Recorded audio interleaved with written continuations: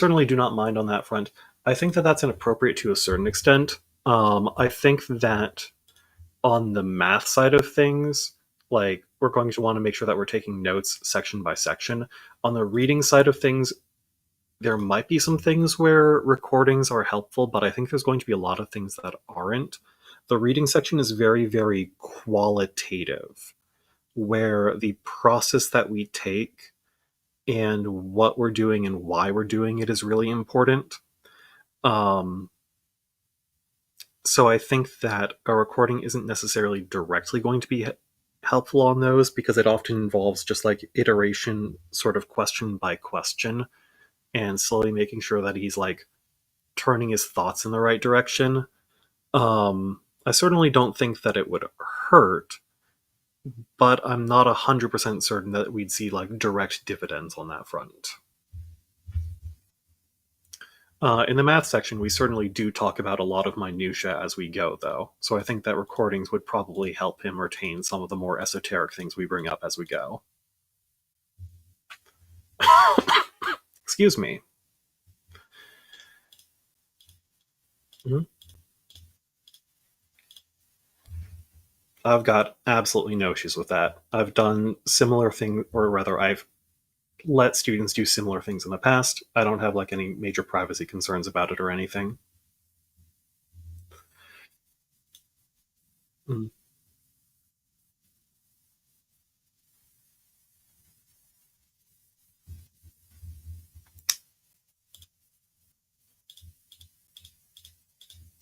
Got it. If you need to do that, I can absolutely get my phone number to him. Please don't contact me via my phone number unless we've got like a pre-scheduled session like that, because I am usually doing something. Um, but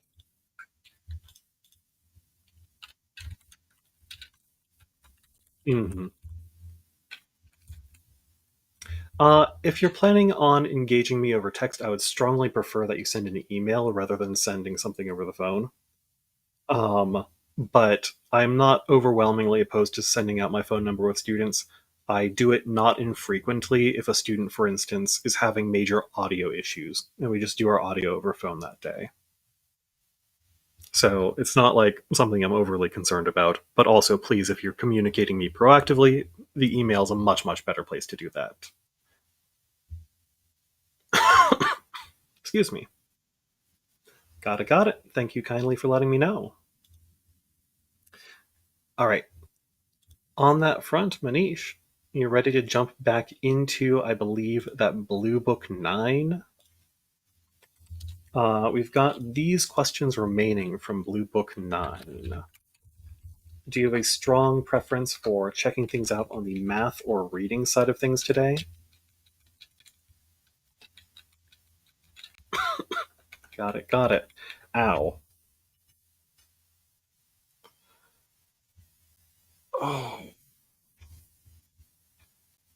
Hmm. Yes, of course. Um, we can. I'd really appreciate it if this specific week we did it on Wednesday or Friday, not because of like there not being a scheduling opportunity, just because my back is giving me a lot of trouble, and Thursday is the other day where I've already got like 6 hours of classes. Is there like any time on Wednesday or Friday that would work well for you? Friday at 5 p.m. EST works absolutely fine. I could also do 4 p.m. if that's a better fit for you.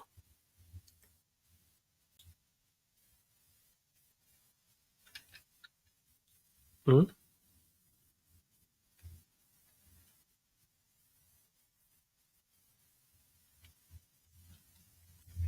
Thank you kindly. Okay. Yes, I can absolutely get that set up. Thank you so much with your flexibility regarding the Thursday this week. It'll probably be okay again from next week on, both because Thursdays are becoming less busy from next week on, and also because hopefully my back will be better by then. It is a little bit on the mend. Um, but I do really appreciate that it means that this coming Thursday will not have to sit up straight for 3.5 hours in a row, since that feels like it's going to be in a rough way today. Okay. In any case, then, now that we've got that set up, you ready to jump on into that reading section? Okay. With question 14, we're taking a look at a passage completion question. Let me check my notes real fast to see how much I have talked about these before. The answer, I believe, is not very much yet. Lovely. So, passage completion questions. These are in the running for the hardest question type in the reading section. These are the questions that, generally speaking, require the most logical deduction from you as the test taker. The answer choices are all conclusions to the passage. And you have to figure out what conclusion to the passage logically follows from the argument up until that point.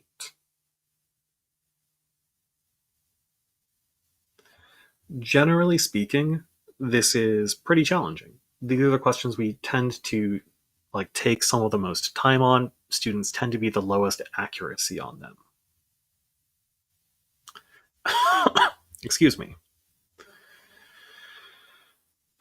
Okay, so then once you're locked in on question 14, do you mind if I ask you, before looking at the answer choices at all, what sort of logical arguments are you seeing throughout this passage? Hmm? You will want to read the entire passage before answering.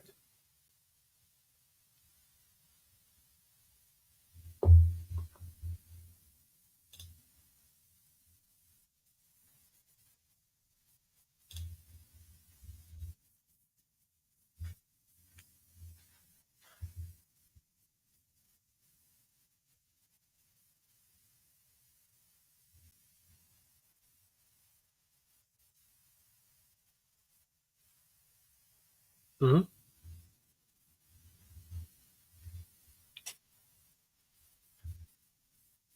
Yeah. So, putting it more explicitly, this one is saying, or has an initial point saying that a study was flawed. Then it explains why the study was flawed.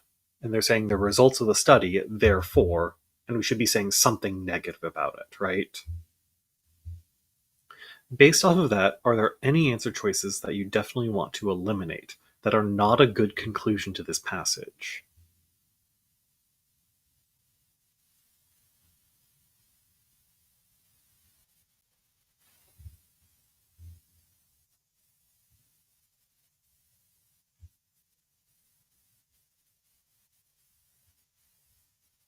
Mhm.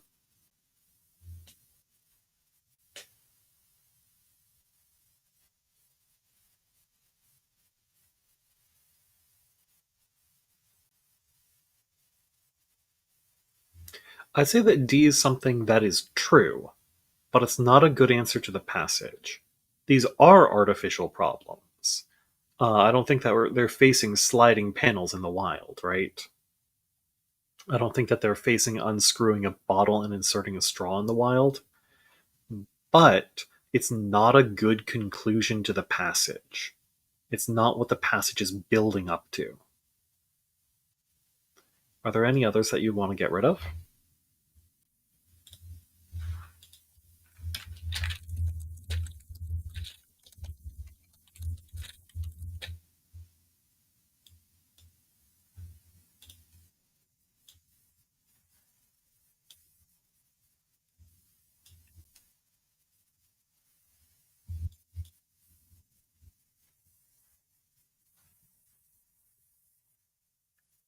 Are you talking about A or C?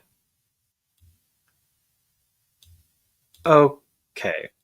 I got surprised because I thought that C was the one talking about other species.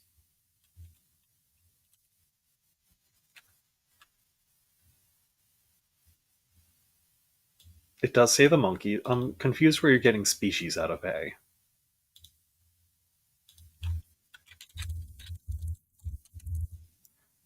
If they wanted to talk about different species of monkeys, they would say the word species in there somewhere. I think that A is talking about among the surveyed monkeys. Like, let's say that you've got monkey 1, 2, and 3. The survey could come to the conclusion that monkey 1 is dumb as rocks and monkey 2 and 3 are very smart, right? So,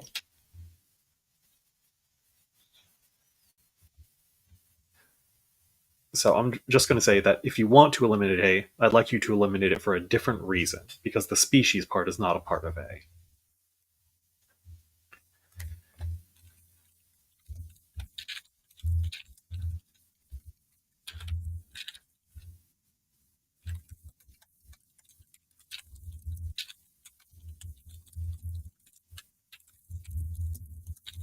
Okay?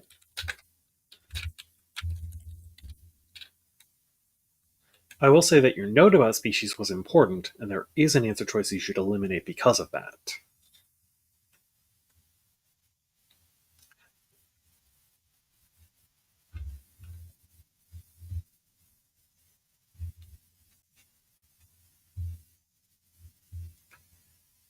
Um, that's another statement that's true, but we're not talking about other species.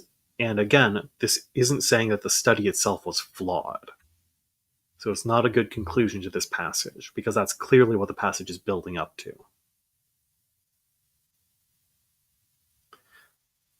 Does B line up with the passage?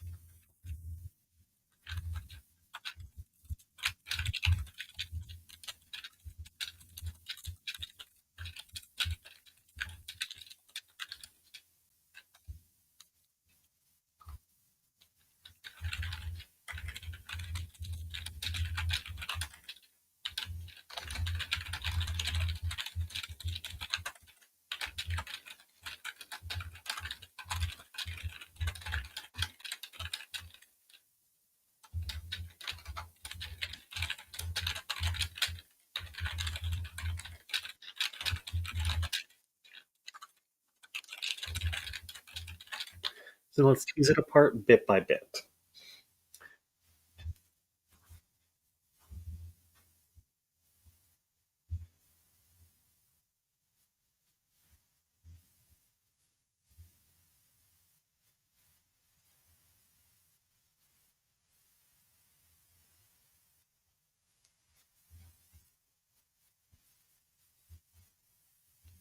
So then what's the difference between cognitive capacity and can perform?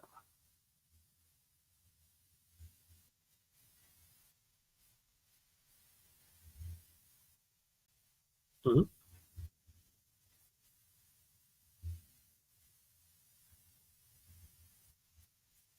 mhm.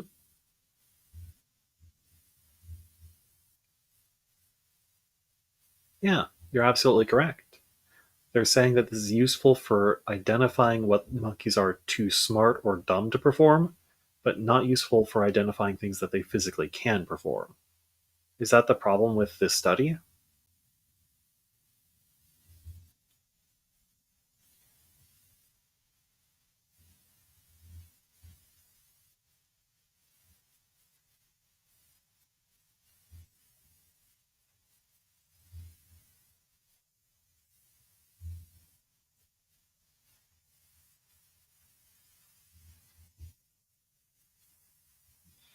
Is B the choice that you'd like to lock in then?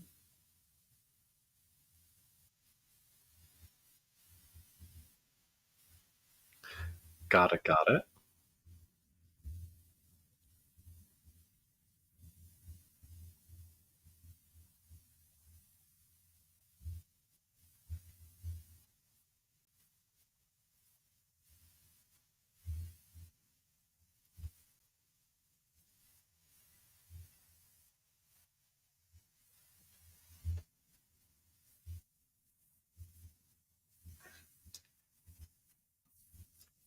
B is not the correct answer.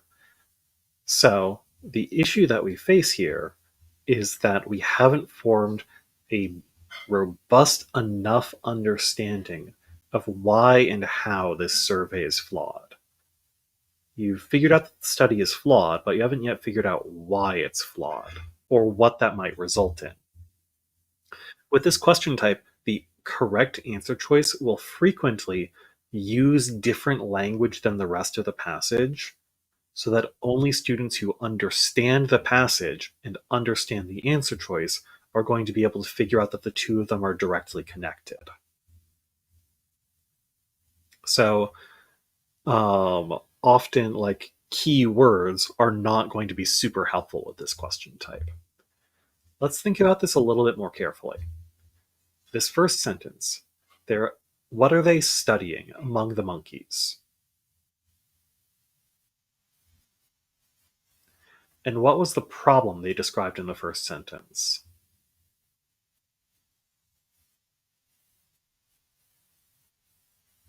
And then the second sentence is giving examples of that. Can you explain to me what sort of error that might result in?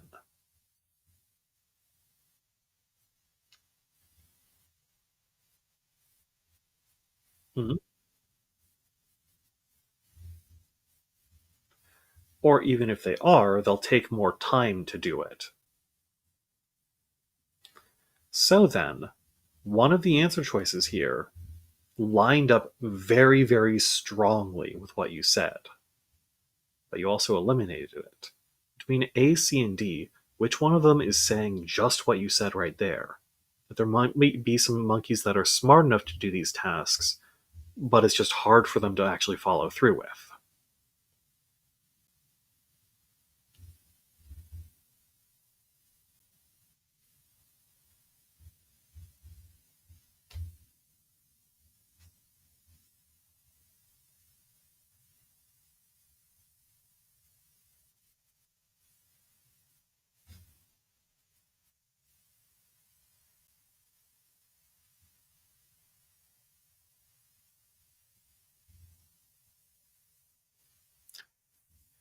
Um, does this reveal their cognitive abilities when solving artificial problems?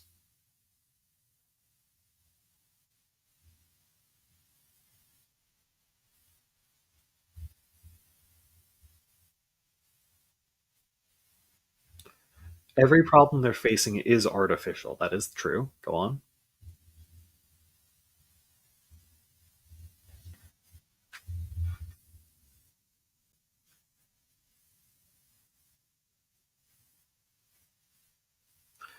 We're reaching a bit too far here. There's another answer choice that's much cleaner.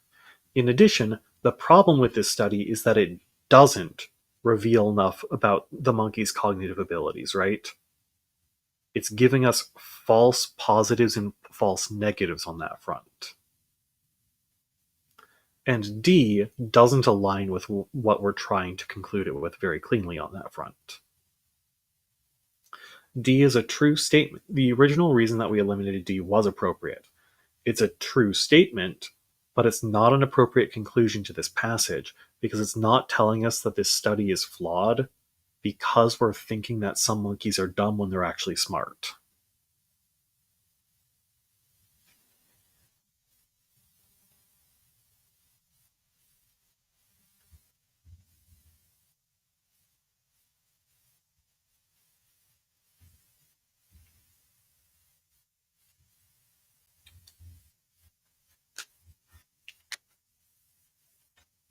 Mhm.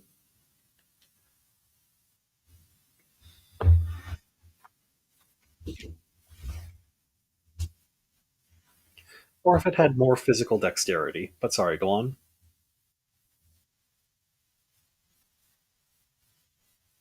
Hmm. Yes. Oh, 100%. No, there's no room for doubt there. For multiple reasons. One, because I'm leading you through this as after I've talked through this question a million times, and two, because I do have the correct answer and explanation up at all times, although I don't ever read the explanation because I don't need it at my current skill level. Um, so I would say that this is a pretty good example of a difficulty of like maybe 2 to 2.5 out of 3.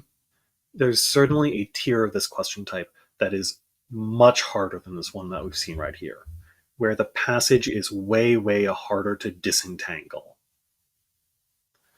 Um, Here, the passage was very nice and straightforward, and we were just getting tripped on the logical connection between the passage and the answer choices. This is the sort of question where we want to be able to grow into it to answer this difficulty very, very consistently.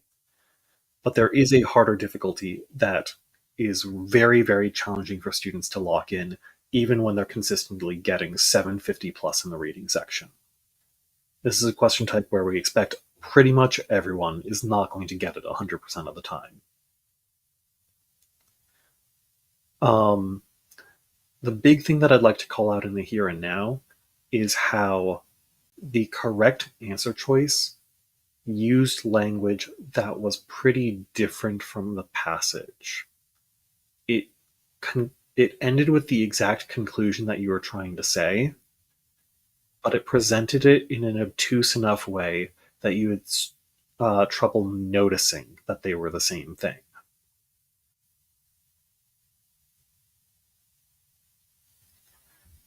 How's this one feeling? Pretty reasonable or still pretty tough?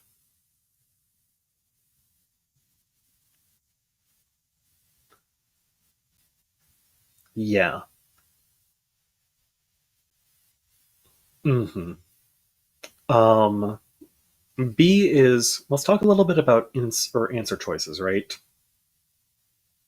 C and D are a specific variety of answer choice that's saying something plausible that is unrelated to the passage.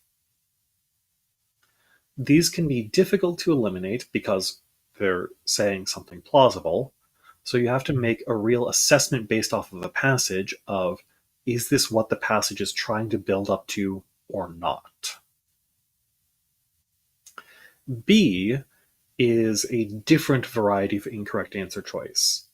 This is the one that I would call content jumble. It's throwing a lot of words at you that don't really say anything meaningful together, but it's presenting them in a complicated enough fashion that the onus is on you to figure out if it's saying something reasonable or not. These can be very difficult to eliminate because it's hard to tell whether or not they're saying something sensible. Because it's hard to tell what they're saying in the first place. Um, for instance, for this one, the study is useful for identifying tasks that they lack the cognitive capability to perform. If we really understand what's going on, that's reason enough to eliminate it, because the study is not capable of doing that. It's talking about physical dexterity instead, but not for identifying tasks that the monkeys can perform. This one's actually a little bit flip-flopped, right? It's useful for identifying tasks that the monkeys can perform, but not tasks that they lack the cognitive capacity to perform. So if you really carefully take a look at it, it's actually a reversed relationship. It's saying the exact opposite of what we're saying. It's just presenting it in such an obtuse way that it's really hard to tell that.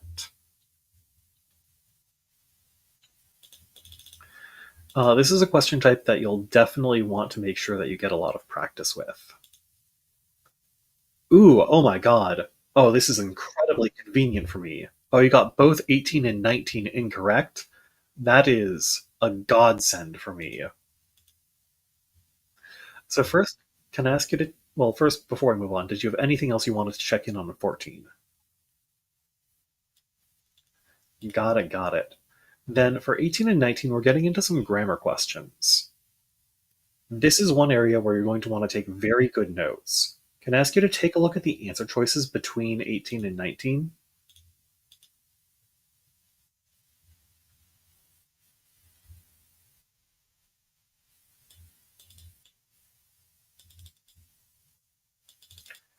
They're all just changing the verb, right? What if I told you that these are two different question types?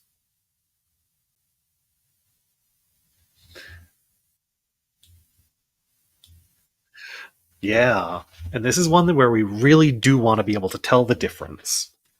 Let's talk about the difference between subject verb agreement and verb tense. Do you want the super in depth explanation, or do you want one that's a bit more concise and to the point? Then let's talk about tenses in the English language. How many tenses do you think there are in the English language?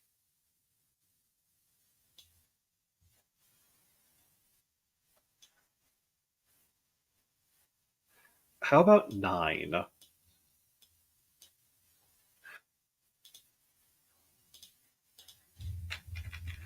There is, yeah, there is past, present, and future, but there's also a second set of descriptors. There's simple, progressive, and perfect.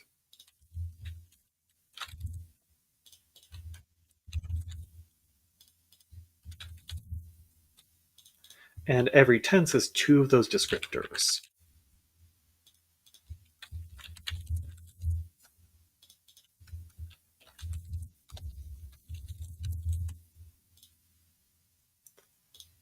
Let me move this around a little bit to clean things up, make it look a little bit more presentable.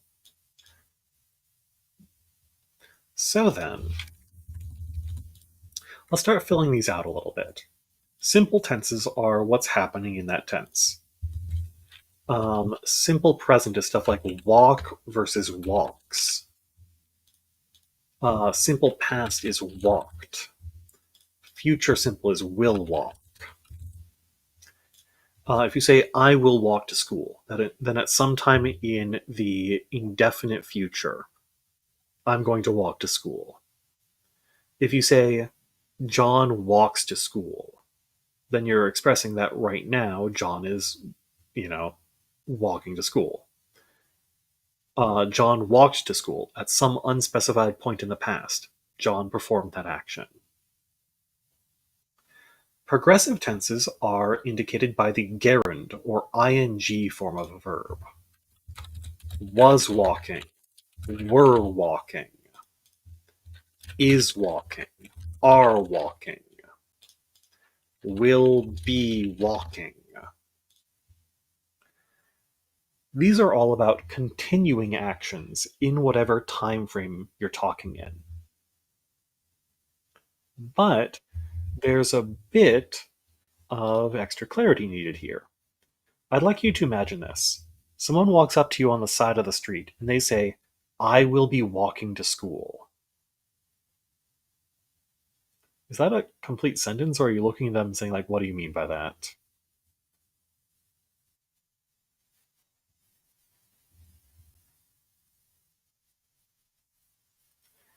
It's a complete sentence if you have context. If you don't have context, it's not a complete sentence. For tenses, the perfect and progressive past and future tenses need context to function. That context can come from the same sentence that they're in or from another adjacent sentence. I will be walking to school at 8 a.m. tomorrow. That's a complete sentence. What will you be doing tomorrow at 8 a.m.? I will be walking to school. In that context, because the prior sentence provided the context, we're allowed to use this more concise form. So they need to be linked to another event in their time frame.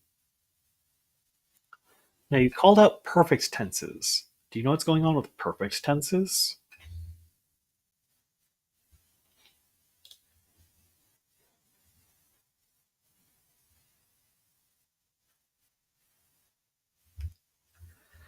You're barking up the right tree, but not quite there. Perfect tenses talk about completed events, and they're indicated by the word has, have, or had. Past perfect is had walked. Present perfect is has walked or have walked. And future perfect is will have walked.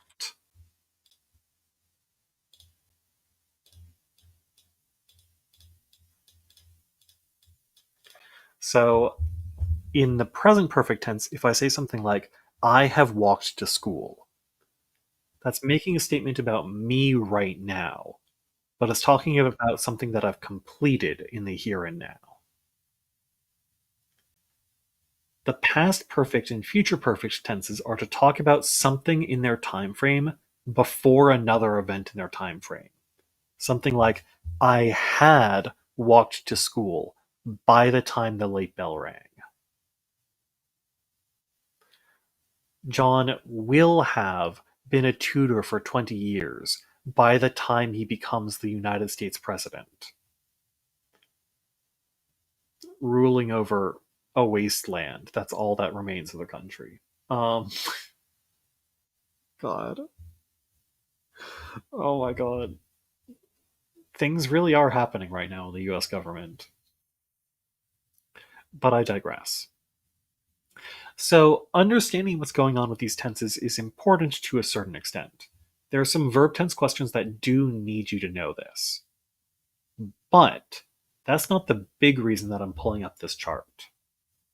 The big reason that I'm pulling up this chart is because there are some tenses that I'm going to call red tenses, and other tenses that I am going to call in the here and now blue tenses. Can you tell me the difference between these red tenses and these blue tenses?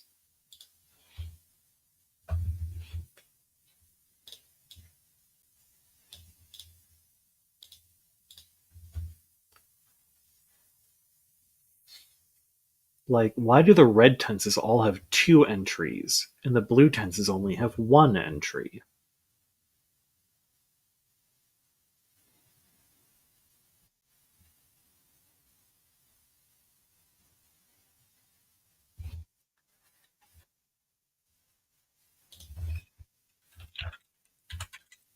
Yes. And that is key for distinguishing between subject-verb agreement and verb tense questions. A subject-verb agreement question will always have one of these red pairs in it. Walk versus walks, is versus are, has versus have, or was versus were. A verb tense question will never have one of those pairings, and I believe it will always include something in a blue tense that doesn't depend on the subject.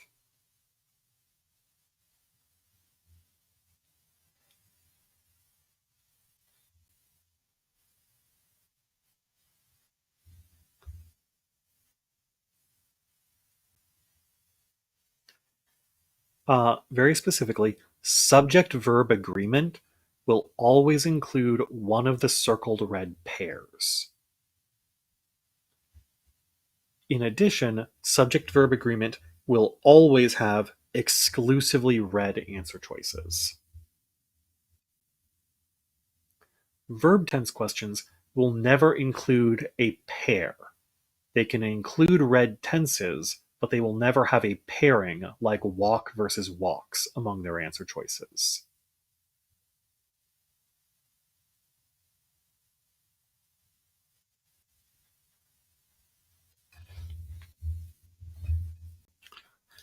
Generally speaking, I think that it's easiest to identify subject-verb agreement questions, and then if it's not subject-verb agreement, just say that it's verb tense.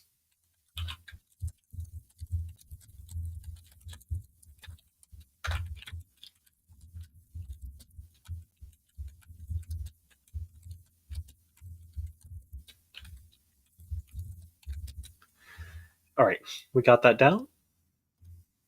Then can I ask you to take a look at question 18 and tell me, is that one subject-verb agreement or is that one verb tense?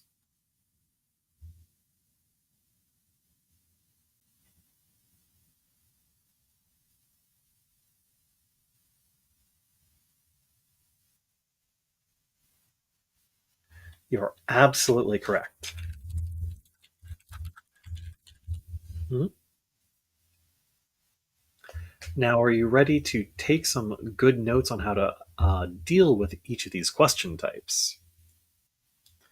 For subject-verb agreement, first I'm going to show you the right way to do it, and then I'm going to show you the very, very easy way to do it. First, the right answer for 18 will always be attests or attest. B and C will never be correct. They write this answer choice such that only a single answer choice agrees with the subject. From here, if you can identify the subject, then you're done. You can just lock in the right answer. And the subject will always come before the verb. Can I ask you to tell me which word or phrase in the sentence would be the subject of the sentence? What's doing the attesting?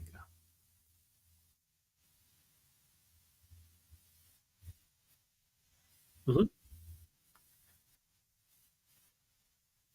And do you say the accomplishments of Golden attests or the accomplishments of Golden attest?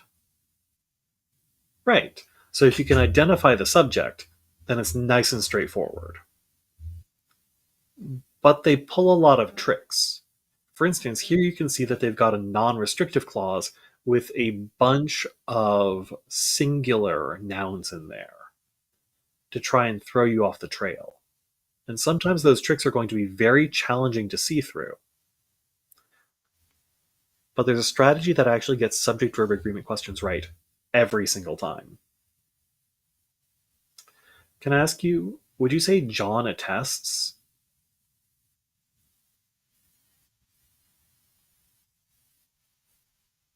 Right. What about John has attested?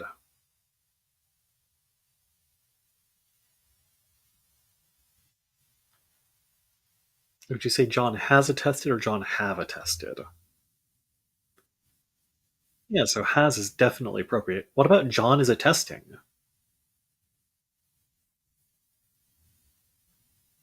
Is attesting or John are attesting? Go on.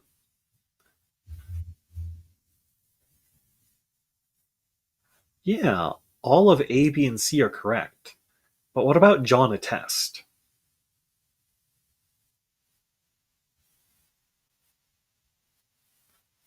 Right.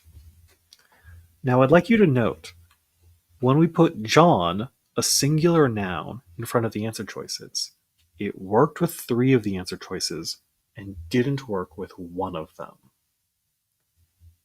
And the one that was different than the other three was the correct answer. That is always how this question type currently works. Um, if you identify it as subject verb agreement, then the answer choice that agrees differently than the other three is currently always the correct answer.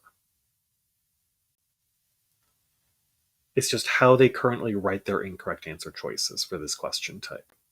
Um, However, that strategy doesn't work on verb tense questions, not even a little bit. So if you plan on taking that strategy, you do have to be able to differentiate these perfectly. Now, for question 19, is this one subject verb agreement or verb tense?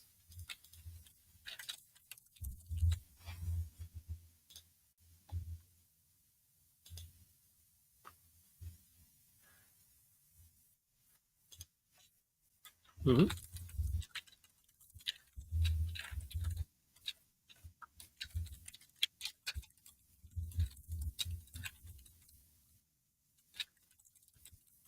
Mhm. Yeah. For verb tense questions, we have a very different strategy. First, we are often going to want to pay attention to the independent clause of the sentence. Um, this is because a fair amount of the time, changing the tense of the verb is going to change what type of clause certain things are. And making sure that we have a grammatically correct sentence with the type of clauses we wind up with is often going to be the fulcrum point. But not always. It's a much looser question type. Other times, you're actually going to have to care about the verb tense. So, my recommendation is to start by identifying the independent clause, and then from there take an elimination strategy. It's relatively frequent with the verb tense questions that you're going to have to make some elimination strategies on more or less gut instinct without fully understanding the dynamics of what's going on because it sounds wrong. For this one, I will be calling out why the wrong answer choices sound wrong. But I think in a real test situation, many students would have trouble doing so. So for this one, can I ask you to think through what the clause is?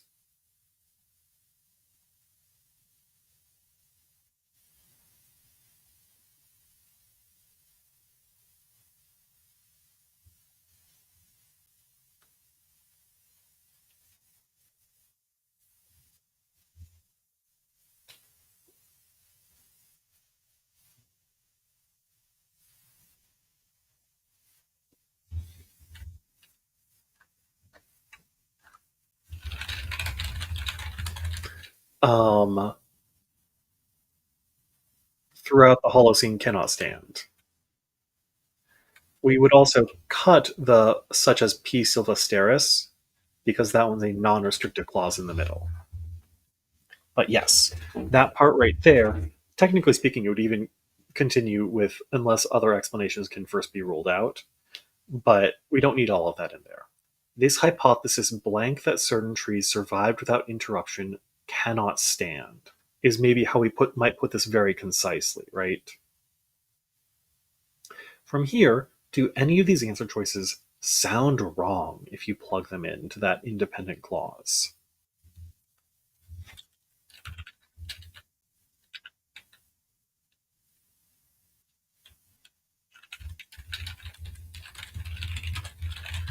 Um, like is or are or was or were or will be. Um, I'm going to talk about that very briefly. That is the case if this is the verb of the sentence, but it's possible to do things without that. I'm going to type an example sentence.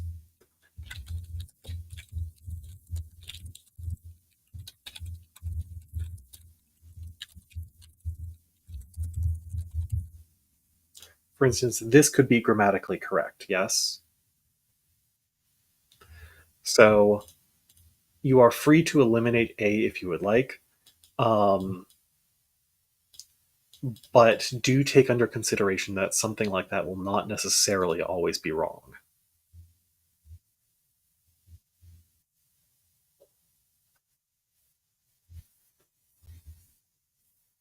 No,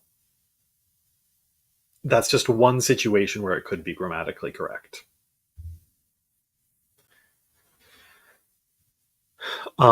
You need one of these helper words if you want that to be the main action of your sentence. But if it's not, then we can use that verb elsewhere in the sentence. If it's not the verb of the sentence.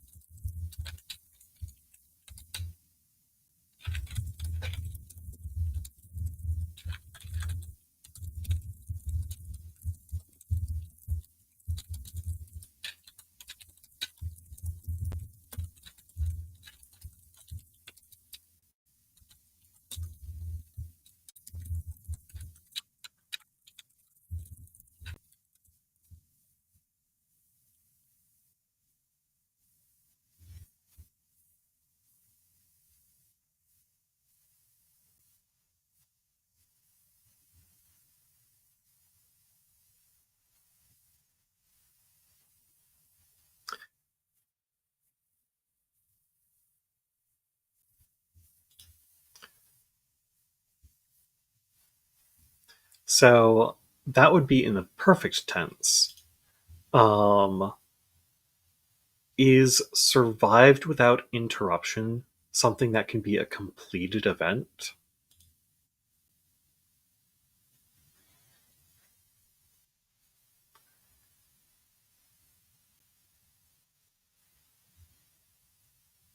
So that's probably not a great choice. Well, it's tough stuff. That said, I'm going to read out answer choice B to you real fast. And I'm going to do this one similarly to when I called out the independent clause. And I'm going to ask you if this is an independent clause. This hypothesis suggested that certain trees survived without interruption throughout the Holocene cannot stand. Does that sound appropriate to you? Let's try it with C. This hypothesis suggests that certain trees survived without interruption throughout the Holocene cannot stand. Huh. Which one do you want me to try reading out next?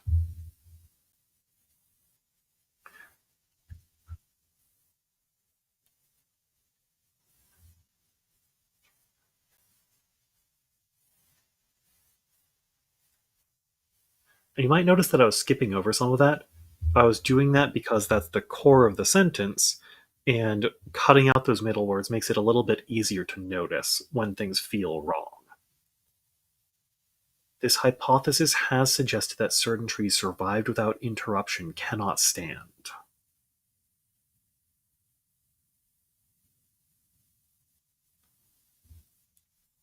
I'm going to read out A. This hypothesis suggesting that certain trees survived without interruption cannot stand.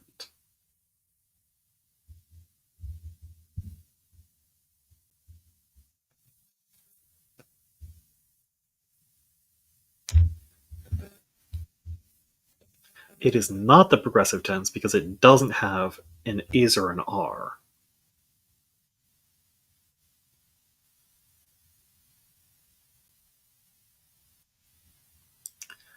In fact, if we're using suggesting there in that fashion, then suggesting would not be the verb of this sentence.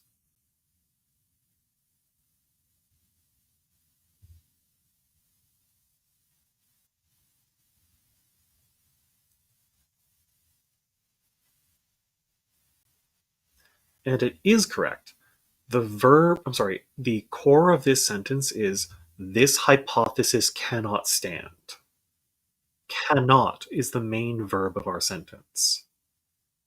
With B, C, and D, we're creating an independent clause. This hypothesis suggests that certain trees survived without interruption. But then there's just another verb tacked on immediately after that. Cannot stand. And that's why B, C, and D are all incorrect.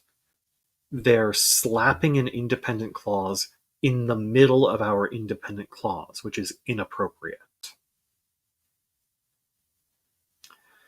So, what are our takeaways from here? Well, first, paying attention to the structure of the clauses is super, super, super important for this question type. Just absolutely vital. Second, we really do want to just try reading things out loud. It's very difficult to figure out exactly why something is wrong, but when we hear it, our brain is going to start throwing off some major, major red flags. The big thing that makes this question type so tricky is that there isn't just one thing that you can latch on to. There are many different things that could be causing the problem with verb tenses, and that's why we want to take this very open method with the question type. So, to call out the difference between them, subject verb agreement questions, super straightforward. You find the subject, or if you're having a hard time doing that, you use the John strategy. Verb tense questions, they're rough. You try your best. You look at the clauses and then you try your best. Something that I would like to do at this point is I would like to give you some practice sets from the SAT question bank, because I think that you would benefit from some practice on these topics. Is that something that you'd be interested in? So I'm going to give you the medium difficulty sets on both of these because I think that if we're doing things without instruction, that's usually a better fit. Form, sense, and structure includes many different question types. From there, I'd like you to specifically focus on the subject verb agreement and verb tense questions. There will be a few of them in there. And then these inference sets right here, those are all about those passage completion questions. And I want to make sure that we're breaking our teeth on those. I want to make sure that we are getting used to the form of them, how they feel.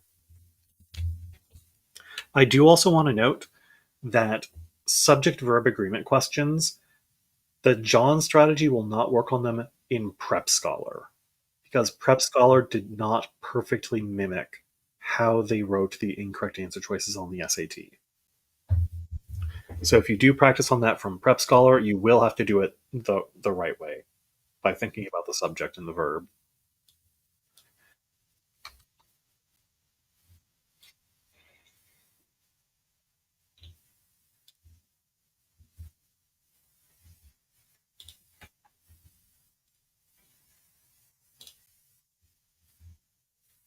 Mhm. Yes. And that's part of the issue with how Prep Scholar presents it. They often do a little bit in the way of blurring the distinction between subject verb agreement and verb tense, where there are questions that are intended to be subject verb agreement will have multiple things agreeing with the subject, and one of the answer choices is incorrect for some unrelated reason. So that's why I recommend the SAT question bank for this question type specifically. One moment, 624.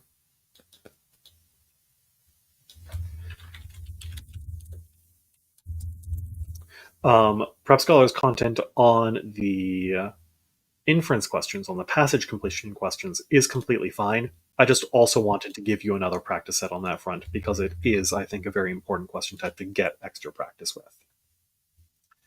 Double checking, do you have the files from the files pod downloaded, or do you want me to talk through how to get that? Okay. Sometimes students have a lot of trouble with that, so I've always got to check. Okay.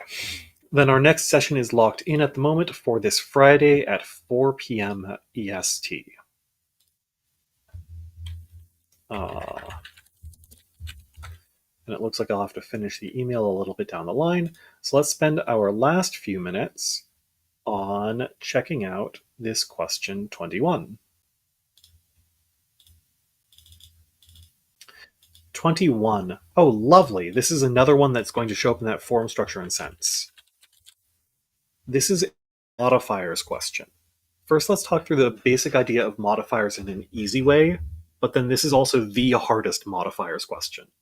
So we're not going to get down to everything about it perfectly.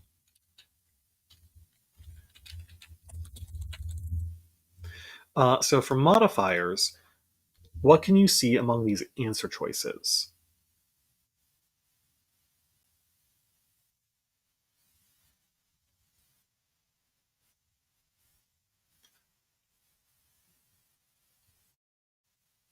D actually also doesn't, but we'll get into that in just one moment.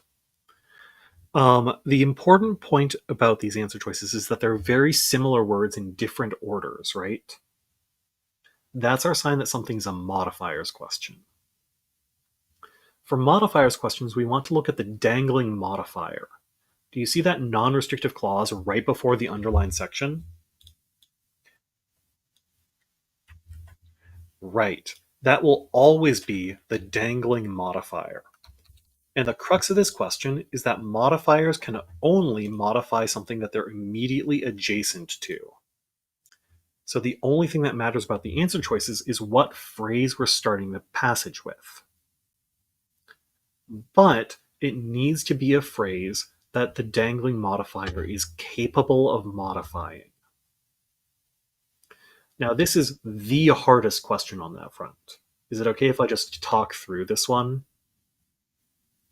So here, we're comparing something to that of alumina glass. Can you compare silica glass to that of alumina glass?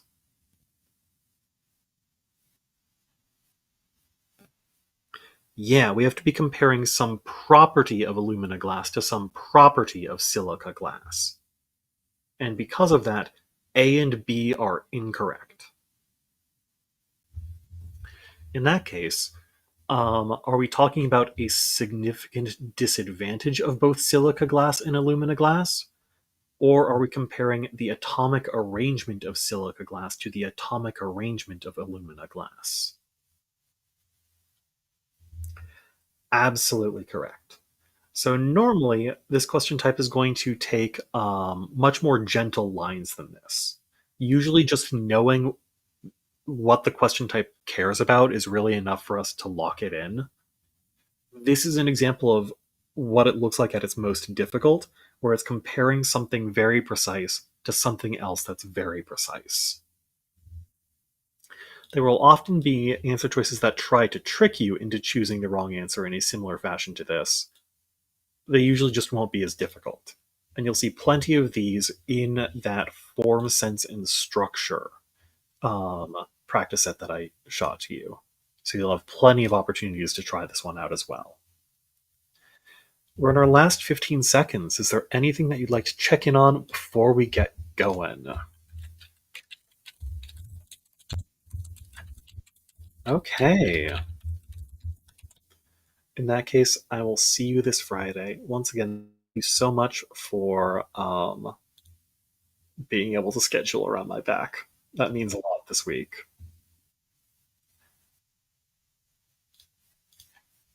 Take care. I'm going to have to get going.